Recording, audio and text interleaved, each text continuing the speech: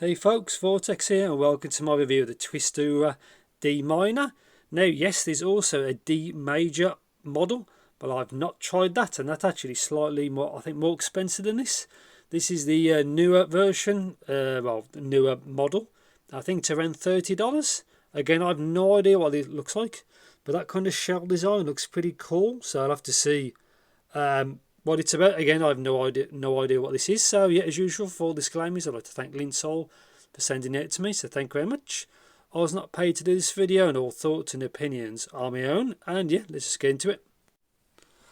So let's have a closer look. So obviously company info, kind of, I guess, something to do with the distributor, nothing on the back, nothing on the top. So okay, so there's three different tunings. So reference black is the middle one. I think classic tune red is the bottom. Looks more like brown really, and obviously pop is blue. That looks really V-shaped. Obviously we'll have a look anyway. So specs, so it's a 10mm DD. It's saying on here major, but this is the minor version. See, minor, but on there it says major, so it might just be a typo. We'll find out. LCP DD 3.5mm, impedance is 30 ohms, so fairly standard. Silver plated cable, which is oxygen free copper. Yeah, so three tunings, so maybe that screws off. Let's find out. Cases, actually, I like that. That's quite different. That's really nice. I'm sure these are priced around $30, so that looks quite different. Let's do a bit of digging. Okay, oh yeah, so it does come with different ones. So I don't understand Mandarin. So you got one there, one there. I guess it may match the graph. So you got red, blue, and obviously whatever's on there. Just pop these out. Very light. You got left and right in completely different places. Seen these kind of tips before, maybe like TRN or something, not quite sure. A load of venting in the back and the 2-pin just back to the driver. Yeah, quite this is quite, feels quite rough to feel, which is, I think, good to grip. I'll have to see what I like for comfort. The cable seems a bit thin. See what it's like. So have to see if there's any markers on the cable. Let's have a look in here. Okay.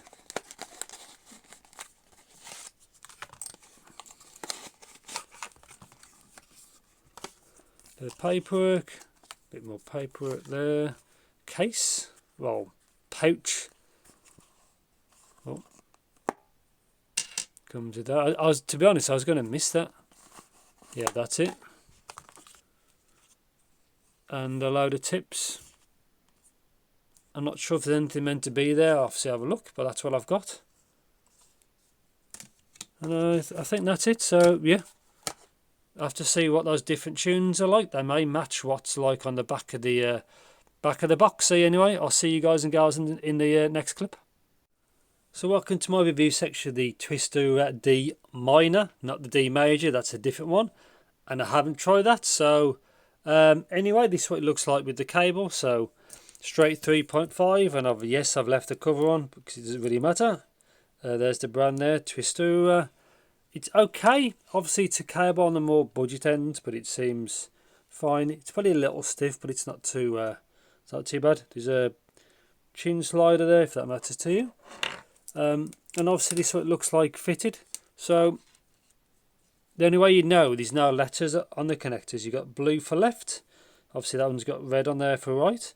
But I like, it's got the letter there. So you got L for left, obviously R for right, and that's what they look like fitted.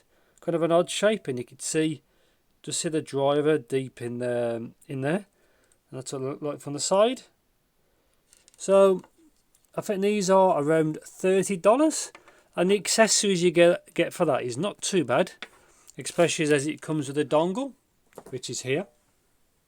So quick and dirty review of this. Supports up to 32-bit 384, Tried this with my PC and my phone briefly. It's got more than enough power. So I think on my computer, I think 15% is like loud. So more than enough. And on a phone, it's again not as powerful in that way, but it's still more than enough. And it seems to be quite transparent. I'm not sure what what they use internally, but it's either going to be either with a Connexent DAX or maybe a Realtek is probably another option. But yeah, oops. So yeah, well, I don't know what the value of this is, but it seems fine.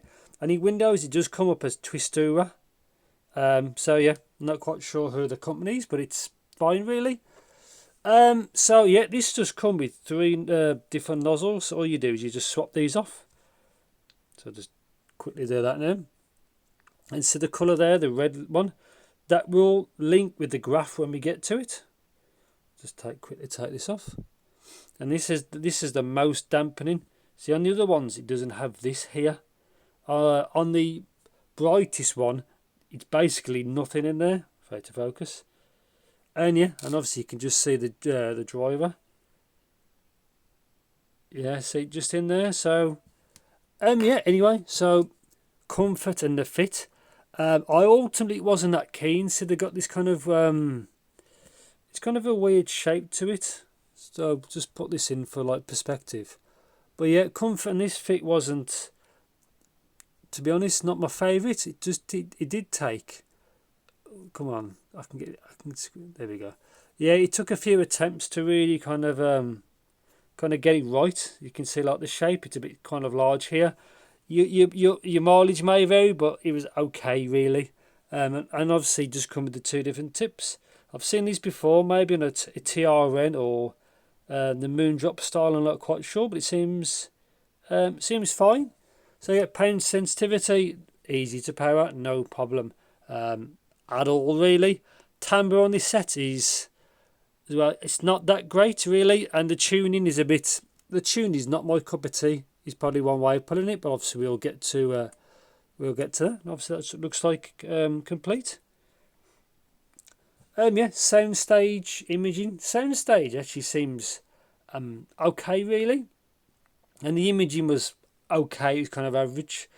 Technical performance, I think, was okay. These aren't nothing special in that kind of aspect, and resolution seems average at best. Maybe probably just under average for the kind of price. Tuning, so these are a bit different, which I don't always mind. So here's the graph. So as you can see, yeah, obviously black, blue and red, obviously they correspond to each of the rings that are on the nozzle. So you can determine one of the tuning. Obviously 3 different tunings. Obviously the black version is the medium, so we say. Blue is the brightest, which is basically there's nothing in the nozzle to dampen it, so it's raw, I'd say. And obviously the red is the one, as you can see, which is fitted, the most dampened. So yeah, you could probably think, well, Vortex, are these muddy? Yes, they are actually muddy. So as soon as I graphed these after I used them, so I thought, oh, these sound a bit they sound a little bit different from what I was expecting. So I put them in, I thought, oh, these sound a bit muddy. And I graphed them and I was right. So as you can imagine, these sound thick. Especially electronic music, everything just sounds thick because it's just that much bleed and low end. It's quite bassy. Also, vocals are a little bit shy on this. They're not vocal forward because the pinner gain is later. But if you want slightly more vocals, you don't pick the red nozzle basically. But whatever, if you're bass head, you'll pick the red nozzle, as you can probably imagine. Yeah, the sub bass does roll off a touch, but they're obviously on the bassier side. But it's probably, to be honest, too much bleed from the mid range. But at least this is different to like all the Harman-ish kind of tunings we kind of get these days. Mid-range on most is fairly similar. Obviously the non-red versions have slightly more vocal presence to them, and they don't sound as thick basically in the bass. And yeah, so treble, as you can imagine, you pick your poison. Probably the better option might be the black one because the vocals are a little bit more forward. but they are quite bright sometimes, especially the blue variant, because there's no dampening. It can be a bit sharp really, and obviously you can see further up how it really affects the upper treble. So the red version is easily the smoothest out of all of them, and it affected more than I expected. So the other ones have more staged, the black and blue versions. I guess it's from those big peaks past like 13-14k. Help with that. Obviously the red version is also the most boring, but it's also the bassest.